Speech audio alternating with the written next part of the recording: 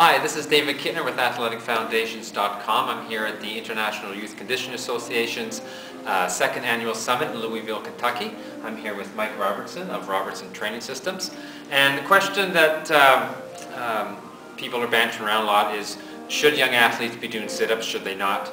I know in my programs I don't promote sit-ups, but I wanted to come talk to Mike and get Mike's opinion as to whether or not young athletes should or shouldn't be doing sit-ups. Sure. You know, one of the things that I always tell my clients and athletes is when we look at movement, when we look at sports, we're always looking for the most efficient motions possible.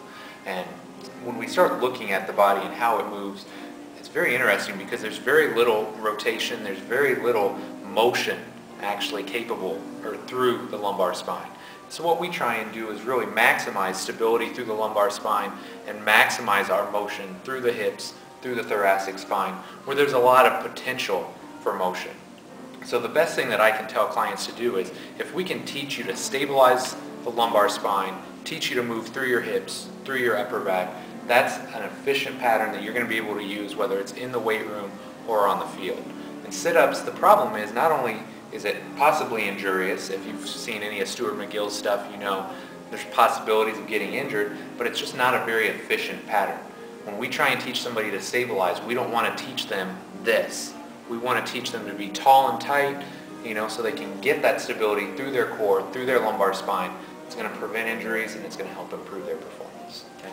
Now, in what are some exercises that kids could be doing or should be doing? I know they're not playing as much as they used to, which is probably where we all developed that stability. Yep. So the fact that kids aren't playing like they used to play or never play like we played, what are some things that they could be doing to strengthen, reinforce the spine? Sure. You know, we start off with basic exercises, whether it's a front pillar, a side plank, teaching them those basic alignments first and foremost. But then, I mean, it's important, we have to teach them proper motions. So whether it's a kettlebell swing, some form of a deadlift, squat, especially a goblet squat, where they have something to kind of teach them to not only extend through their thoracic spine, but to move through their hips, to tighten everything up. It's a very reflexive and a very natural pattern. So if we can start off with basic exercises like that, and then we can grow to more and more explosive or more and more dynamic motions.